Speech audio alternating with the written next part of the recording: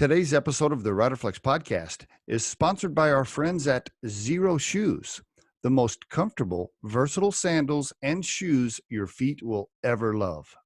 Enjoy the fun and benefits of natural barefoot movement everywhere you go. Learn more about them at zeroshoes.com. And on today's episode of the Riderflex podcast, top 5 video interview mistakes.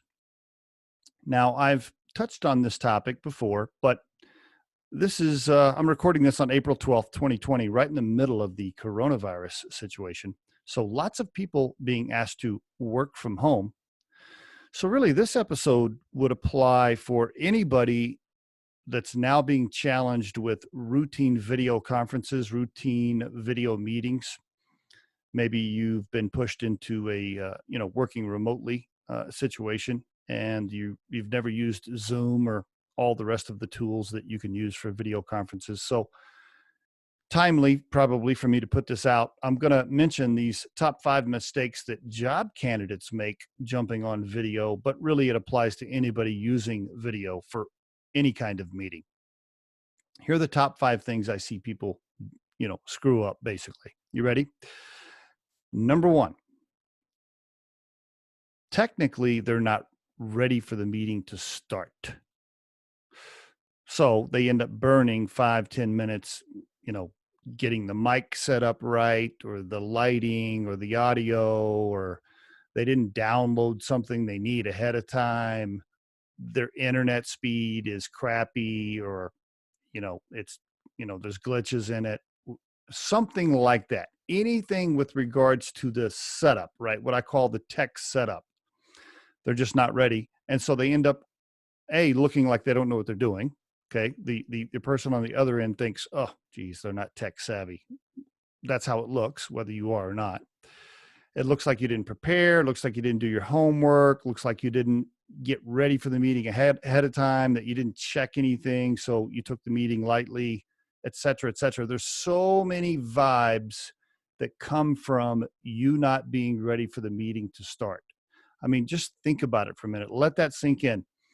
When the meeting starts, if you spend the first 3 minutes trying to figure out what mic to turn on so that we can hear you, or your camera's not working, or you say, I got to download something. Sorry, hold on, let me download this, or whatever it is. Like, if you're not ready, I'm telling you, it shows that you're not organized, you're not prepared, you didn't plan, you didn't take it seriously, you're not tech savvy, and on and on and on and on. So, number 1, be ready. Technically be ready. Okay. Test it ahead of time. Test it with a friend. Test it with a spouse. Do something. Make sure when the meeting starts, poof, you pop on the screen, you're smiling, we can hear you, we can see you, and you're ready to roll. That's number 1. Number 2, second biggest mistake I see people make.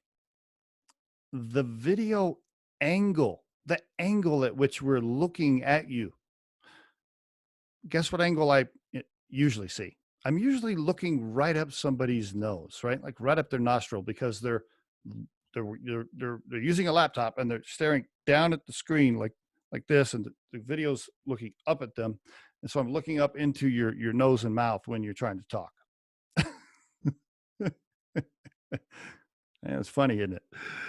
That's what people do. They get on their laptops and they stare down into the screen, and I'm looking up at their nostril hairs. It's like, I don't want to do that. I don't want to do that. So stop doing that. Prepare it to where you're looking level at the camera. Do something. Set your laptop on a box if you have to, or get an external camera, even better. But make sure we're looking at you at the correct angle. Okay.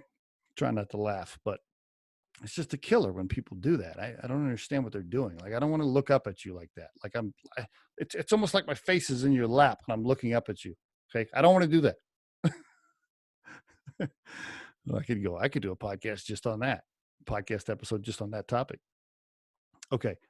Number 3, I said there was 5 things. Number 3 and number 4 are really kind of tied to the technical piece, but I wanted to call them out specifically. Number 3, lighting.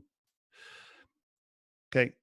If you're trying to set with like a window open behind you where the sun's coming in, there's going to be this giant glare behind you and you're just going to be a dark shadow. Okay. make sure you are checking what kind of lighting you're going to be in ahead of time so that people can see you. You don't want the meeting to start and then you have to move around and get the right lighting in place. Again, you're just burning minutes for everybody and it looks like you weren't prepared. Number 4, sound. If you have 2 large German shepherds in the background, okay, put them in the basement, put them outside, do something. Okay. And I know a lot of you are working from home on April 12th, 2020, listening to this.